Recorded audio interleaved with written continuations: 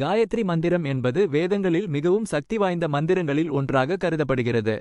இது சூரியனை வழிபடும் மந்திரமாகவும் அறிவு, ஒளி மற்றும் பிரபஞ்ச சக்தியை தரும் தெய்வீக சக்தியை தியானிக்கும் மந்திரமாகவும் பார்க்கப்படுகிறது.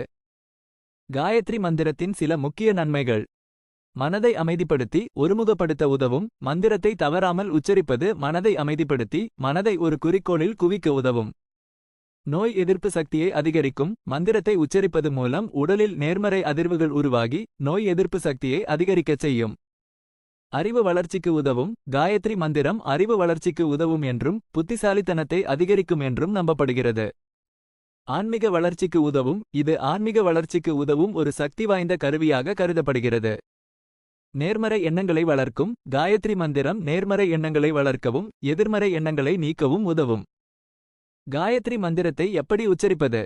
தூய்மையான மனதுடன் மந்திரத்தை உச்சரிப்பதற்கு முன் உங்கள் மனதை தூய்மையாக்கி எல்லாவிதமான எதிர்மறை எண்ணங்களையும் நீக்க வேண்டும்.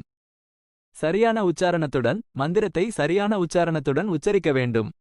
நம்பிக்கையுடன் மந்திரத்தை உச்சரிக்கும் போது அதன் சக்தியில் உறுதியாக இருக்க வேண்டும். காயத்ரி மந்திரத்தை எப்போது உச்சரிக்கலாம்?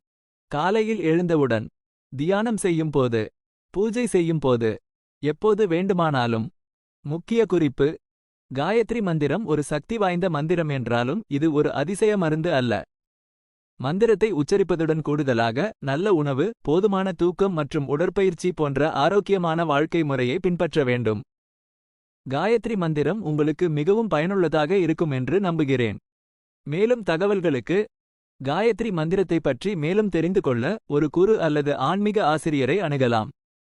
இணையத்தில் காயத்ரி மந்திரம் பற்றிய பல்வேறு தகவல்களை நீங்கள் காணலாம்.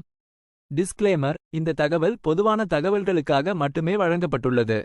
எந்தவொரு மருத்துவ நிலை அல்லது நோய்க்கான நோயறிதல் அல்லது சிகிச்சைக்காக இதை பயன்படுத்தக்கூடாது. எந்தவொரு மருத்துவ பிரச்சனை இருந்தாலும் தயவுசெய்து உங்கள் மருத்துவரை அணுகவும். நன்றி. Would you like to know more about the Gayatri Mantra or any other related topics?